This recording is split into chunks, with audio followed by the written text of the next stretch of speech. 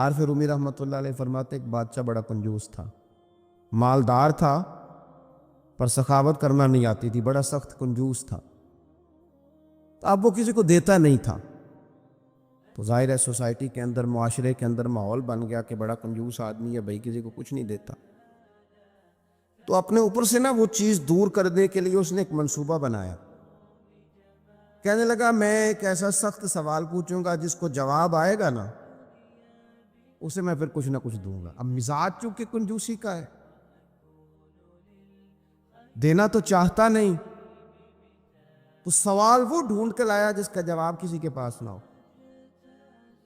بادشاہ بہت انعام کرام دیا کرتے تھے لوگوں کو دیکھ کے، صلاحیتوں کو دیکھ کے۔ ایک آدمی بڑا حاضر جواب تھا، تو وہ بادشاہ کے سامنے آیا تو کہنے لگا میں سخاوت کرنا چاہتا ہوں پر مجھے کوئی ملتا نہیں اس پر سخاوت کروں، میرے کو سوال کا جواب دے تو میں سخاوت کروں نا۔ کہا جناب آپ سوال کیجئے۔ کہنے لگا میرے ہاتھ کی ہتھیلی پہ بال کیوں نہیں ہے؟ اب چونکہ وہ حاضر دماغ آدمی تھا اور بادشاہ کو آج تک کسی نے کہا بھی نہیں تھا کہ کنجوس بہت ہے، تو اس کو موقع مل گیا۔ کہنے لگا بادشاہ سلامت دراصل نا آپ سخی بہت ہے، تو وہ دے دے کہ آپ کے ہاتھوں کی ہتھیلیوں سے بال گھس گئے ہیں، نہیں ہے، حد سے نہ بڑھو، اسراف نہ کرو، فضول خرچی نہ کرو، اس لیے کہ انہو لا یحب المسرفین، اللہ اسراف کرنے والوں کو پسند نہیں کرتا۔ بنو عامر ایک قبیلہ تھا، وہ حج کے لیے آیا کرتا تھا۔ دور جاہلیت میں بھی لوگ حج کرتے تھے، اگرچہ اپنے طریقوں پر کرتے تھے۔ تو قبیلے کے لوگ حج کے لیے آتے تو وہ بہت کم کھانا کھاتے، جب حج پہ آتے بہت تھوڑا، گوشت اور چکنائی تو بالکل استعمال ہی نہیں کرتے تھے۔ نبی پاک صلی اللہ تعالیٰ علیہ وسلم کے بعد صحابہ نے عرض کی یا رسول اللہ صلی اللہ تعالیٰ علیہ وسلم، حضور ہمارا زیادہ حق نہیں بنتا کہ ہم بھی کچھ چیزوں سے پرہیز کریں؟ اب آپ اندازہ فرمائیں کہ کچھ لوگ ایسے ہیں کہ جو روز شام کو گوشت کے ساتھ کچھ کھاتے، گوشت کھائیں گے یا گوشت ملا کچھ کھائیں گے، تو ان کو پورے حج کے سارے دن ہی منع کر دیا جائے اور چکنائی اور گھی استعمال نہیں کرنا، تو کون شخص ہے جو اس کے بغیر رہ پائے گا؟ تو صحابہ نے عرض کیا کہ یا رسول اللہ صلی اللہ تعالی علیہ وسلم ہم بھی یہ کام نہ کریں، ہمارا زیادہ حق نہیں؟ تو اللہ تعالیٰ نے آیت نازل کر دی، فرمایا نہیں، کلو واشربو، کھاؤ بھی اور پیو بھی، بس ولا تسرفو، حد سے نہ بڑھنا، اسراف نہ کرنا، فضول خرچی نہ کرنا، جو بھی کھاؤ پیو حد میں رہ کے۔ کھانے پینے سے اسلام منع نہیں کرتا، لیکن ولا تسرفو حد سے تجاوز ہے۔ کیا معنی ہے اس کا؟ ایک معنی تو یہ ہے کہ جب تم کھاؤ تو تم حدود میں رہ کے کھاؤ گے، حلال حرام کی تمیز رکھ کے کھاؤ گے، تم مسلمان ہو، تمہارے اوپر کچھ ضروریات ہیں، ایسا نہیں ہو سکتا کہ جو تمہارے سامنے آیا تم کھا جاؤ، جو تمہارا ہے تم صرف وہی کھاؤ گے، جو تمہارا نہیں ہے تم اس کے قریب نہیں جاؤ۔ دوسرا معنی یہ ہے ولا تسرفو کا، ہمارے مفسرین نے بیان فرمایا کہ کھانے کے بعد نہیں کھانا، بغیر بھوک کے نہیں کھانا، کثرت سے نہیں کھانا، ہر وقت کھاتے رہنا، ہر وقت کھاتے رہنا، کھانے کو اپنے ذہن پہ سوار کر لینا، رات کو فیصلہ کرنا کہ ناشتے میں یہ کھاؤں گا، اور ناشتہ کرتے ہی دوپہر کے لیے کھانا منگا لینا، پلان کر لینا کہ یہ سبزی منگا لو، اور دوپہر کی ابھی ٹیبل پوری سجی ہوئی ہے اور دانتوں کے اندر وہ شخص صفائی کر رہا ہے اور ساتھ آرڈر دے رہا ہے کہ شام کو میرے لیے فلاں چیز، تو ان کو کھانے پینے تو نہیں نہ آیا مسلمان دنیا میں، کھانے پینے تو نہیں ہے، اور اتنا کھانا کہ اس کو سوار کر لینا۔ امام غزالی رحمۃ اللہ علیہ نے احیاء علوم کے اندر لکھا ہے کہ زیادہ کھانے سے مسائل پیدا ہوتے ہیں، شہوت زیادہ بڑھتی ہے، زیادہ کھانے سے غلط خیالات زیادہ آتے ہیں، اس لیے صحیح حدیث میں موجود ہے، نبی پاک صلی اللہ علیہ وسلم نے جوانوں سے فرمایا تھا کہ اے جوانوں کے گروہ، یا نکاح کر لو، اور اگر طاقت نہیں رکھتے تو روزے رکھا کرو، اس لیے کہ فاقہ شہوت کو کم کرتا ہے، کم کرتا ہے برے خیالات کو، یہ کمزوری لاتا ہے تھوڑی سی انسان کے جسم میں، تو خیالات کم ہوتے ہیں، اور پھر جب آپ اپنا پیٹ بھر لیتے ہیں، ایک تو آپ سست ہو جاتے ہیں، نیند غلبہ کرتی ہے، غلبہ نیند کا بندے کو غافل کرتا ہے۔ کیسے میں بتاؤں یہ بات، کیسے بتاؤں کہ بہت سارے پکے نمازی بھی فجر نہیں پڑھتے، سوائے اس کے کہ خواب بہت لیا ہے، اور وہ نیند کے غلبے نے صبح اٹھنے نہیں دیا، غفلت پیدا ہوتی ہے، شہوت پیدا ہوتی ہے، اور جب آپ کا ذوق بن جاتا ہے زیادہ کھانے کا، پھر آپ کی ذہن کی مشقت بڑھ جاتی ہے، آپ پھر زیادہ کوشش کرتے ہیں، سکون زندگی میں ختم ہو جاتا ہے، پھر یہ بھی کمانا ہے، وہ بھی کمانا ہے، یہ بھی کرنا ہے، خواہشات بڑھتی ہیں، آپ کا معاملہ آگے کی طرف نکل جاتا ہے۔ کوشش کریں زندگی کے اندر آپ اعتدال کے ساتھ، یعنی اسلام کھانے سے تھوڑی منع کر رہا ہے، کھانے سے منع نہیں کیا جا رہا، آپ کو حد سے بڑھنے سے، اعتدال میں رہ کے آپ یہ کام کریں، اعتدال میں رہ کے آپ کو چیزوں سے بچیں، معتدل رکھیں اپنے آپ کو۔ عزیز دوست، اعتدال ویسے بھی زندگی میں وہ بندہ تنگ نہیں ہوتا جو اعتدال کے ساتھ چلتا ہے، جو درمیانی چال چلے وہ پریشان ہے، بہت زیادہ کھانا کھانے کا رواج آ گیا ہے، اور پھر یہ کہ کچھ چیزیں بطور فیشن کے بھی، یعنی لوگ کہتے ہیں برگر کا اور پیزے کا رواج بہت زیادہ ہے، میرا ذاتی اس میں رائے یہ ہے کہ بہت سارے لوگ ہیں جو پیزے برگر کو آج بھی پسند نہیں کرتے، لیکن مصیبت یہ ہے کہ یہ کھانا فیشن ہے، کہ نہیں کھائیں گے تو لوگ ہمیں امیر کیسے کہیں گے، نہیں کھائیں گے تو لوگ پڑھا لکھا کیسے کہیں گے، جدید دنیا کا بندہ کیسے مانے گا اگر نہیں کھائیں گے۔ نہ کریں ایسا، سادی غذا کھائیں اور بہت زیادہ کھانا کھانے سے اپنے آپ کو بچائیں۔ نبی پاک صلی اللہ تعالی علیہ وسلم خزانوں کے مالک ہیں، خزانوں کے، لیکن حضور نے نا فقر اختیار کیا، تھوڑا کھایا۔ یہ حدیث کبھی دل کی تختی پہ لکھ لے تو کام آئے گی، یعنی کون سا ایسا گھر ہے جس میں شام کو روٹی نہ پکے تو قیامت نہ کھڑی ہو؟ عورتیں احتجاج نہ کر دیں، بلکہ روٹی نہ پکنا تو دور کی بات ہے، بچوں کی مرضی کی نہ پکی ہو تو وہ چیزیں توڑتے ہیں۔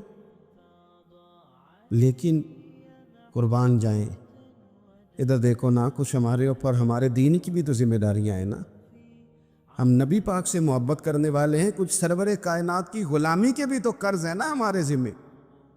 میرے نبی پاک صلی اللہ علیہ وسلم کی پیاری زوجہ ام المومنین عائشہ صدیقہ رضی اللہ تعالیٰ عنہ فرماتی ہیں، مدینہ شریف آنے سے لے کر حضور کے وصال ظاہری تک کبھی ایسا نہیں ہوا کہ ہم نے 3 دن تک مسلسل پیٹ بھر کے گندم کی روٹی کھائی ہو، 10 سالوں میں کبھی ایسا۔ یہ بھی تو دین ہے نا، یہ بھی تو بھائی دین ہے، کہ صرف نعرے لگانا ہی دین ہے، کہ صرف وہ یہ کہنا ہی دین ہے کہ جناب میٹھا کھا لو، کھانے کے درمیان سنت ہے، مسواک کر لو سنت ہے۔ یہ بھی تو سنت ہے کہ مسلسل 3 دن تک حضور نے پیٹ بھر کے کھانا نہیں کھایا۔ کوئی مجبور ہے اس کے لیے؟ حضور مجبور ہے نبی پاک صلی اللہ علیہ وسلم اس کے لیے؟ یہ حضور کی چاہت ہے، تھوڑا کھانا کھایا جائے، کم پہ گزارا کیا جائے، اور سادہ غذا کو استعمال کیا جائے۔ کوئی کام نہیں کر پاتے ہمارے بچے، روٹی کھاتے ہیں مرضی کی، ثقیل غذا کھاتے ہیں جو ہضم مشکل سے ہوتی ہے، اور پھر کھاتے ہی فوراً موبائل لے کے وہ لیٹ جاتے ہیں، تو وجود کے اندر وہ صلاحیت ہی نہیں ہے کہ آگے بڑھ کے کوئی کام کر سکے۔ میرے نبی پاک علیہ السلام نے فرمایا کہ ہر چیز کی زکوٰۃ ہوتی ہے، ابن ماجہ میں یہ حدیث آپ کو ملے گی، ہر چیز کی زکوٰۃ ہوتی ہے۔ زکوٰۃ کا معنی پاک کرنے والی چیز. جب آپ زکوٰۃ دیتے ہیں تو زکوٰۃ آپ کے مال کو پاک کر دیتی ہے. فرمایا ہر چیز کی کوئی زکوٰۃ ہوتی ہے، اور فرمایا یہ جو تمہارا جسم ہے نا، اس کی زکوٰۃ روزہ ہے. روزہ اس کی زکوٰۃ ہے. گویا جب تم روزہ رکھتے ہو، حدیث ہمیں بتاتی ہے کہ پھر ہم اپنے آپ کو پاک کر لیتے ہیں. یہ بھوک وجود کو پاک کرتی ہے. آپ کے ذہن کو، یہ جس بندے میں بڑی صلاحیت ہے نا کام کرنے کی، وہ روٹی بہت زیادہ کھاتا ہے تو پردہ پڑ جاتا ہے، کر ہی نہیں پاتے کچھ. اور کھانے کے معاملے میں میں دیکھتا ہوں کہ شدت. میرا خیال ہے کہ شادی کے ولیمے میں جو گوشت پکتا ہے اس کے علاوہ بھی تو گوشت ہمیں ملتا ہی ہے نا. لیکن بعض لوگوں کو دیکھا جاتا ہے کہ وہ اتنا سالن ڈال لیتے ہیں کہ شاید ان کا خیال ہوتا ہے کہ آخری روٹی ہے، راج کے کھا لے، اس کے بعد شاید چھٹی ہے تیری. یہ آپ کیا کر رہے ہیں؟ اتنا کھا سکتے ہیں آپ؟ اتنا آپ نے ڈال لیا ہے. اور پھر سنجیدہ قسم کے لوگ ہیں، سیانے لوگ، تو وہ کھانے پہ اس طرح مطلب اٹھ کے بھاگنا. بھئی جو چیز نصیب میں ہوتی ہے وہ تو چل کے بھی آ جاتی ہے، وہ تو اسباب اللہ بنا دیتا ہے.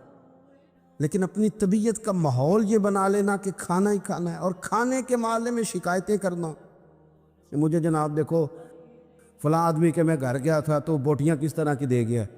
کئی دفعہ تھوڑی سی نا بات سن کے تو بندے کا قد دیکھ کے شرم آتی ہے کہ کتنا تو بڑا آدمی ہے اور تو نے کتنی چھوٹی بات کر دی ہے، تو کیا عجیب بات کر رہا ہے. تو نبی پاک صلی اللہ تعالی علیہ وسلم اعتدال کے ساتھ کھانا کھاتے، فقر کو پسند کرتے. میرے نبی کریم صلی اللہ تعالی علیہ وسلم نے کم کھانا کھانا مومن کی علامت قرار دیا. حضور صلی اللہ تعالی علیہ وسلم فرماتے مومن ایک آنت سے کھاتا ہے، ایک آنت سے مومن کھاتا ہے، اور کافر اور منافق 7 آنتوں سے کھاتا ہے. 6 گنا زیادہ روٹی کھاتا ہے کافر اور منافق مومن سے، 7 آنتوں کے ساتھ کھاتا ہے. ہمارے ہاں تو اللہ کے فضل سے نا اب کھانا کھانے کی اور کھانا کھلانے کی دوڑ لگی ہوئی ہے. یعنی عجیب فلسفہ ہے لوگوں کا کہ 4-5 نوجوان ہیں تو کہتے ہیں آج دعوت تیری طرف ہے اور کل دعوت میری طرف، اور پرسوں اس کی جانب ہے اور ترسوں اس کی جانب ہے. اور لوگ اس قدر زیادہ یہ دعوت کا شوق رکھتے ہیں، اتنا زیادہ. مثلا میرے ساتھ لوگ بڑا پیار کرتے ہیں لیکن صرف دعوت دیتے ہیں کھانے کی. تو میں کہتا ہوں آپ دعوت دینے کی بجائے ہماری دعوت قبول کیوں نہیں کرتے؟ ہم آپ کو دین کی دعوت دے رہے ہیں، وہ والی قبول کریں نا. روٹی کھا لیں جی، آ گئے کھانا کھا لیں. تو میں کہتا ہوں اور بھی کم ہے زمانے میں لنگر کے سوا، روٹی کے علاوہ بھی بڑے کام ہیں جو کرنے والے. تو آپ اعتدال کے ساتھ کھانا کھائیں، ضرور کھائیں. جو نعمتیں آپ کے پاس ہیں ان سے آپ لطف ضرور حاصل کریں، لیکن اعتدال کے ساتھ. اور پھر آپ کو پتہ ہے جب آپ بے تحاشا کھانا کھاتے ہیں نا، اس کا نقصان یہ ہوتا ہے کہ پھر انسان، میں نے دیکھا ہے جب بندے مالدار ہو جاتے ہیں نا یا سہولیات ان کو مل جاتی ہیں تو انہیں غریبوں کا دکھ ختم ہو جاتا ہے. اکثر امیر آدمی کے دوست بھی امیر ہوتے ہیں، پھر وہ کہتے ہیں کہاں غربت ہے پیر صاحب؟ کس نے کہا آپ کو؟ کس نے کہا آپ کو کہ لوگوں کو کپڑا نہیں ملتا، سارے لوگ ٹھیک ہیں؟ کیوں بھلا؟ اس لیے کہ وہ امیر تھا تو اب دوستی بھی امیروں کے ساتھ ہو گئی. پھر نہ کچے مکان نظر آنے بند ہو جاتے، پھر چوک میں دیہڑی کے لیے کھڑے مزدور نظر آنے بند ہو جاتے ہیں. پھر ہسپتال میں کبھی جاؤ نا، میں نے یہ نظام دیکھا ہے. ایسے نوجوان بھی ہیں جو میڈیکل سٹور والے سے کہہ رہے ہوتے ہیں کہ شناختی کارڈ رکھ لے، اماں کے لیے مجھے گولیاں جلدی دے دے، میرا بھائی آتا ہے تو تجھے پیسے دیتا ہے. یہ لوگ بھول جاتے ہیں نا، اس لیے کہ ہم تو اب چیزیں جو ہیں وہ ہوم ڈیلیوری پہ لے رہے ہیں، پیسہ ہی بڑا ہے. ہمیں کب یاد رہے گا کہ کوئی بھوکا ہے؟ ہمیں کب یاد رہے گا؟ لیکن یہ تب ہے جب آپ کبھی بھوکا رہنا سیکھے، آپ کی طبیعت میں ہو.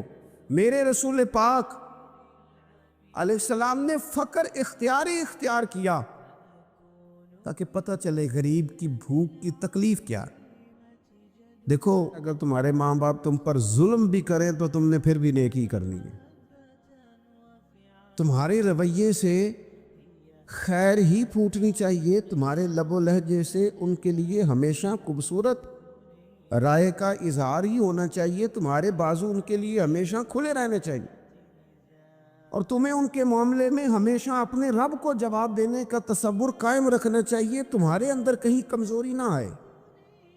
میں بڑی دیر سے اپنے دوستوں کی توجہ اس بات کی طرف مبذول کرا رہا ہوں کہ انسان کے ساتھ ہی ساری چیزیں رہتی ہیں، بیماریاں بھی، پریشانیاں بھی، کاروبار کا اتار چڑھاؤ بھی، انسان کے ساتھ دوستوں کی کبھی وفاداری، کبھی بے وفائی، کبھی بچوں کے مسائل، کبھی دیگر رشتہ داروں کے مسائل۔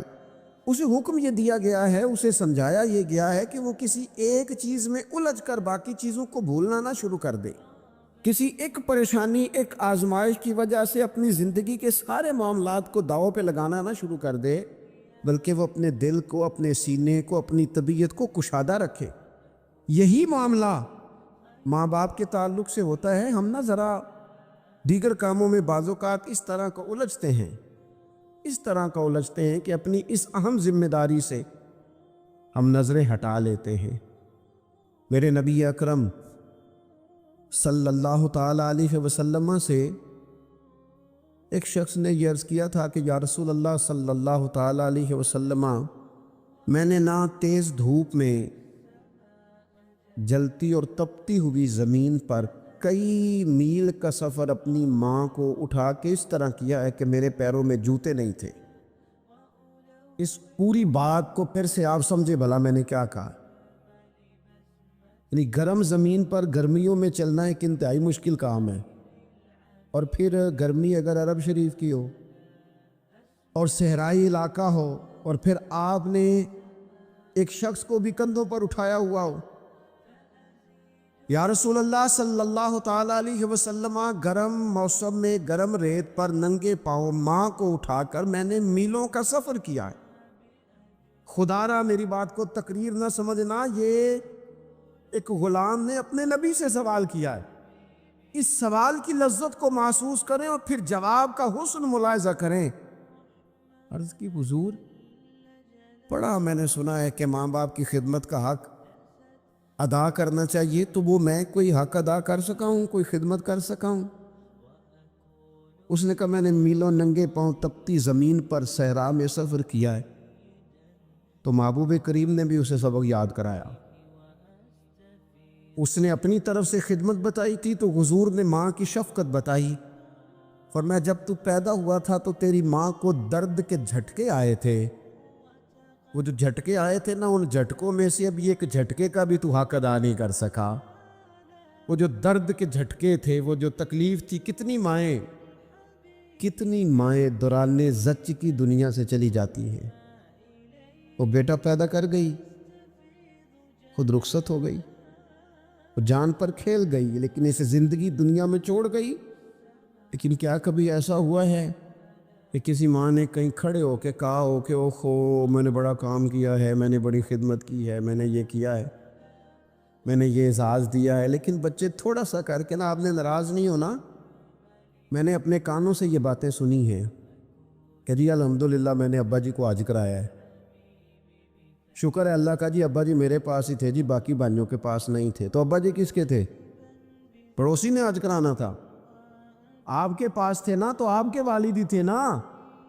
آپ نے یہ 20 مرتبہ بتایا ہے کہ والد کی میں خدمت کرتا ہوں، میرے پاس رہتا، یہ بھی بتاؤ کہ ابا نے مجھے حصہ کتنا دیا ہے۔ ساتھ یہ بھی بیان کرو کہ صرف ابا ہی میرے پاس نہیں رہتا، میں نے بھی ساری زندگی باپ کے پاس ہی گزاری ہے۔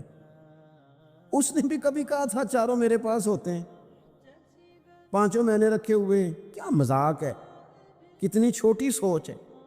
اپنے والدین کے ساتھ بڑا رویہ عمدہ کیا جائے، کبھی نہ الجھنا۔ خبردار، ایک مقام پر ماں باپ کی نافرمانی کی جا سکتی ہے، وہ کب؟ جب وہ آپ کو دین کے مخالف چلنے کا کہیں، جب رب رسول کی مخالفت کا معاذ اللہ کہیں، اور مسلمان والدین یہ کبھی کہہ سکتے نہیں۔ باقی ہر کام میں ان کی فرما برداری ہے، ان کی خدمت ہے، ہر جائز کام میں ان کی بات کو تسلیم کرنا ہے، بلکہ حضرت اسماء بنت ابی بکر صدیق، حضرت صدیق اکبر رضی اللہ تعالی عنہ کی صاحبزادی ہیں، انہوں نے ایک دفعہ نبی پاک علیہ السلام کی خدمت میں ایک سوال بھیجا تھا، عرض کی یا رسول اللہ صلی اللہ تعالی علیہ وسلم، ماں مشرکہ ہے، اللہ رسول کو نہیں مانتی، معاذ اللہ، ماں مشرکہ ہے، تو حضور وہ مجھ سے ملنا چاہتی ہے، کیا میں اس سے حسن سلوک کر سکتی ہوں؟ نبی کریم نے فرمایا تیری تو ماں ہے نا، چل تو اچھا سلوک ہی کر، تو اپنا رویہ اس کے ساتھ ٹھیک رکھ، کیونکہ تیری والدہ ہے۔ میں آج حقوق والدین پر تقریر نہیں کرنے جا رہا، بس ایسے ہی مجھے خیال آیا۔ میں ایک دوست نے ایک سوال پوچھا ہے، مجھے اچھا لگا ان کا بات پوچھنا۔ انہوں نے یہ پوچھا ہے کہ اگر کسی شخص کے والدین دنیا سے چلے جائیں اور جانے کے بعد اسے احساس ہو کہ مجھ سے بڑی غلطیاں ہو گئیں، اسے احساس ہو کہ بڑی کوتاہیاں ہو گئیں، بڑی جگہوں پہ میں بھول گیا، بہت سارے لوگوں کو پچھتاوا ہوتا ہے کہ یار بڑی چیزیں تھیں جو ہم کر سکتے تھے پر ہم سے نہیں ہو سکیں۔ انہوں نے پوچھا جی کوئی اب بھی کوئی اس کا حل ہے؟ تو میں نے کہا ہے نا، ہم رسول رحمت کے ماننے والے ہیں صلی اللہ تعالی علیہ وسلم۔ نبی پاک صلی اللہ تعالی علیہ وسلم نے ارشاد فرمایا، الترغیب ترہیب میں حدیث موجود ہے، حضرت انس بن مالک رضی اللہ تعالیٰ عنہ حدیث کے راوی ہے، اللہ کے پیارے حبیب علیہ الصلوۃ والسلام نے فرمایا جس بندے کے والدین یا دونوں میں سے کوئی ایک انتقال کر جائے اور وہ معاذ اللہ ان کا نافرمان ہو، تو فرمایا پھر ان کے لیے دعا کرتا رہے، استغفار کرتا رہے، کرتا رہے، کرتا رہے، کرتا رہے، امید ہے اللہ اسے نیکوکاروں میں لکھ دے گا، وہ فرما برداروں میں آ جائے گا۔ شرط یہ ہے کہ وہ ان کے لیے استغفار کرے، دعائے مغفرت کرے، اب ان کے لیے وہ اب ہی شروع کر دے ان کو یاد کرنا، اب ہی اس مقام پر آ جائے، ابھی کچھ سوچ لے، تو اللہ تعالیٰ کی بارگاہ سے کرم کی امید ہے کہ اللہ اس نے جو زندگی میں اس سے غلطیاں ہو گئی، رب اس کی ان غلطیوں کو معاف کر دے گا۔ روز استغفار کرے۔ ایک دوست نے مجھ سے ایک دفعہ پوچھا تھا کہ حضرت صاحب والدین چلے گئے ہیں، ان کے لیے کیا کروں؟ تو بڑی بڑی چیزیں بھی کی جا سکتی ہیں، لیکن میں نے اپنے اس محبت والے دوست کو یہ محبت والا مشورہ دیا تھا کہ میں چونکہ آپ کو جانتا ہوں آپ نماز میں کوتاہی کرتے ہیں، آپ نہ نماز پڑھنی شروع کر دیں۔ وہ کہنے لگے جی وہ تو میں پڑھوں گا، والدین کے لیے کیا کروں؟ میں نے کہا نماز پڑھیں، ہر نماز کی آخری رکعت میں کہو گے نا ربنا اغفر لی ولوالدی، کہو گے نا ہر نماز میں، تو کتنا بڑا اجر ملے گا آپ کے والدین کو۔ اور پھر وہ سارا اسلوب کہ پہلے آپ نے قیام کیا، پھر آپ نے رکوع کیا، پھر آپ نے سجدہ کیا، پھر آپ اتحیات میں بیٹھے، پہلے آپ نے اللہ کی بارگاہ کے اندر اس کی عبادت کرنے کا دھم بھرا، پھر اس کی وحدانیت کی شہادت دی، پھر اس کے محبوب پر درود پڑھا، اتنے سارے کام کر کے اب آپ نے آخر میں کہا ربنا اغفر لی ولوالدی، یا اللہ مجھے بخش دے اور میرے والدین کو بخش دے۔ تو بتائیے اللہ کتنا کرم فرمائے گا۔ تو اپنے والدین کے لیے ان کے جانے کے بعد بہت ساری چیزیں ہیں، کفن دفن کا بندوبست کیا جائے، جنازے کا اہتمام کیا جائے، لیکن کچھ چیزوں کو نبی پاک علیہ الصلوۃ والسلام نے ذرا توجہ سے ہمیں سمجھایا ہے اور ہماری بار بار توجہ دلائی ہے۔ ایک شخص نے عرض کیا تھا یا رسول اللہ صلی اللہ تعالیٰ علیہ وآلہ وسلم کہ میرے والدین دنیا سے چلے گئے ہیں تو کیا اب بھی میں ان کے ساتھ کوئی بھلائی کر سکتا ہوں؟ اچھا پہلے میں آپ سے ایک بات عرض کروں، ہمیں موقع ملتا ہے ختمات شریف پہ جانے کا، اِصال ثواب کی مجالس میں حاضری کا، اور پھر اللہ تعالیٰ یہ بھی موقع دیتا ہے کہ بعض اوقات مسلمانوں کے لیے دعا کرتے اور ہمارے ذمے لگا دیا جاتا ہے کہ جناب اتنا اِصال ثواب کرنے کے لیے اہتمام کیا گیا ہے تو یہ آپ کر دیں۔ تو ہم پتہ کیا کرتے ہیں، ہم کہتے ہیں کہ جناب جانے والے کا نام بتاؤ، وہ نام بتاتے ہیں تو ہم فلاں بن فلاں کہہ کے جو نام بتایا جاتا ہے ان کے لیے دعا کر دیتے ہیں، لیکن جب والدین کے لیے دعا کرتے ہیں پھر نام تو نہیں نہ لیتے، پھر کیا کہتے ہیں یا اللہ میرے والد کو بخش دے، میری والدہ کی مغفرت اس کا مطلب ہے وہ دنیا سے چلے گئے، آج بھی ماں باپ ہیں، وہ رخصت ہوئے، انہوں نے پردہ کیا، ان کی روح کا رشتہ ٹوٹا ہے، پر تیرا رشتہ ان کے ساتھ آج بھی قائم ہے۔ تیرا تعلق ان سے ٹوٹ سکتا، وہ تیرا تعلق، میں نے ایک دفعہ پہلے بھی کہا تھا، میرا بیٹا شاید قد میں مجھ سے تھوڑا اونچا ہو گیا ہو، اور اللہ تعالیٰ نے مجھے بڑے محبت والے سنگی دیے، میں نے اپنی حیثیت اہمیت سے بڑھ کر دنیا میں محبت پائی، لیکن میں نے اپنی زندگی میں سب سے زیادہ اپنے والد کی کمی محسوس کی، میں بڑی محسوس کی۔ ابھی بھی کبھی کبھی سوچتا ہوں کہ کچھ باتیں صرف ان سے ہو سکتی ہیں، کسی اور سے نہیں ہو سکتی۔ کبھی کبھی محسوس ہوتا ہے کہ ان کے دامن کے اندر ٹھنڈ کے موقع پر نگ ملتا تھا، اور گرمی کے موقع پر ٹھنڈی ہوا آتی تھی۔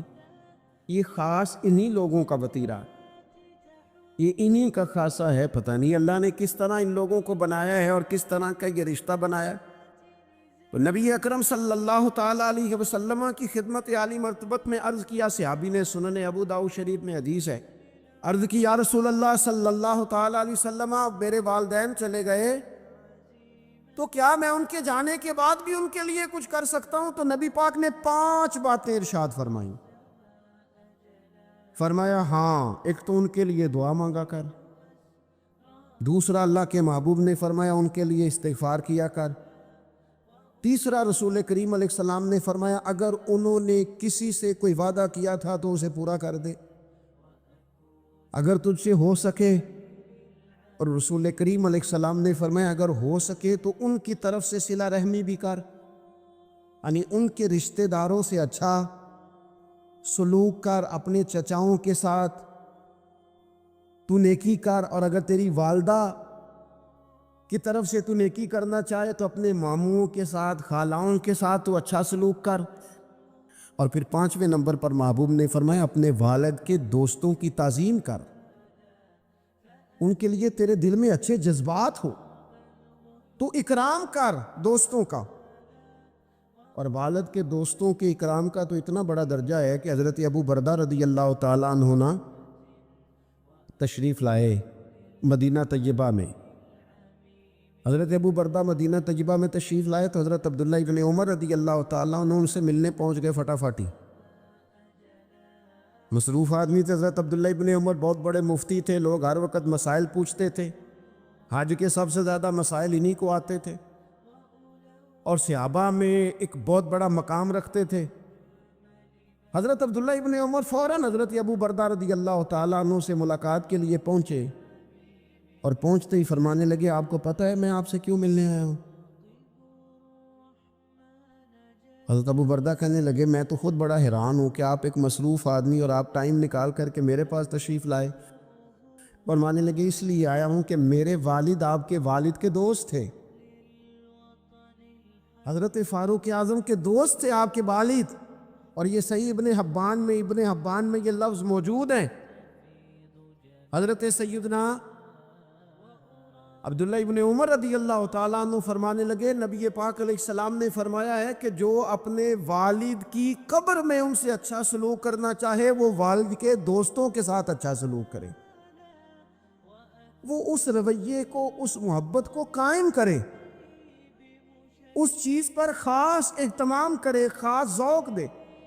ہمارے ہاں نا جی ہم جلدی سے مصروف ہو جاتے ہیں اور اپنے دوستوں کو زیادہ ٹائم دیتے ہیں، اپنا آنا جانا، اپنا اٹھنا بیٹھنا، اپنے شب و روز، ان میں ہم زیادہ وقت گزارتے ہیں۔ کرنے کا کام یہ ہے کہ تھوڑا ٹائم نکال کے، تھوڑی فرصت دیکھ کر اس پر تھوڑی توجہ دی جائے۔ اسی طرح معروف روایت سیاستہ میں موجود ہے، حضرت مالک بن دار کہتے ہیں کہ میں حضرت عبداللہ ابن عمر کے ساتھ جا رہا تھا تو میں نے دیکھا ایک بدو ننگے پاؤں اور ننگے سر آ رہے ہیں۔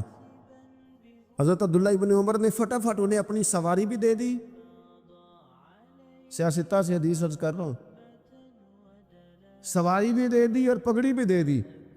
فرماتے میں نے عرض کی حضرت عبداللہ ابن عمر سے کہ حضور یہ بدو ہیں گے تو تھوڑے سے نذرانے پہ بھی خوش ہو جاتے۔ آپ کوئی عام معمولی سا تحفہ بھی دیتے تو راضی ہو جاتے، اور آپ نے پگڑی بھی دے دی اور گھوڑا بھی دے دیا۔ حضرت عبداللہ ابن عمر کہنے لگے یہ کوئی عام آدمی نہیں، یہ میرے والد کے دوست ہیں، اور والد کے دوستوں سے محبت کرنا یہ ہمیں رسول رحمت نے سکھایا ہے، کیونکہ اصلاں نال جنیکی کریے تو نسلاں تاک نہیں بول دے۔ محبتوں کو قائم رکھنا، ان کو دوام دینا۔ ہمارا تو چچا کے ساتھ سلوک نہیں رہتا، توجہ نہیں رہتی۔ ہم نے اصالِ ثواب کا جو مفہوم بنا لیا ہے وہ بڑا گڑبڑ ہے۔ اگر تو کسی کے پاس بہت زیادہ پیسے ہوتے ہیں تو وہ اصالِ ثواب کی محفل ویسے ہی ایک سیاسی اجتماع بن جاتی ہے، اور جو عام لوگ ہیں ان کا زور کہیں نہیں چلتا، تو چلو مسجد میں تو چلتا ہی ہے نا۔ وہ آ کے کہتے ہیں مولوی صاحب کو کہ بچے بھیجیں اور پورا قرآن پاک پڑھانا ہے ہم نے۔ بھئی نبی پاک علیہ السلام نے تو فرمایا جتنی دیر دل جمے اتنی دیر پڑھو، آپ نے کیوں پابند کیا پورا پڑھنے کا؟ اور پھر اللہ تبارک و تعالیٰ اگر معاف فرمانے پہ آئے، وہ تو پتر بسم اللہ بھی پڑھے تو اللہ باپ کو معاف فرما دیتا ہے۔ شرط یہ ہے کہ خلوص ہو، وہاں تو معیار دیکھا جاتا ہے، مقدار تھوڑی دیکھی جائے۔ تو اصالِ ثواب تو یہ ہے کہ آپ ضرورت دیکھیں کس چیز کی ہے۔ ہمارے ہاں منوں کے حساب سے کھانے پک جاتے ہیں، بڑی بڑی لمبی دعوتیں ہوتی ہیں، بڑا کچھ ہوتا ہے، لیکن جو ضرورت ہوتی ہے، ضرورت کو ہم نہیں دیکھتے۔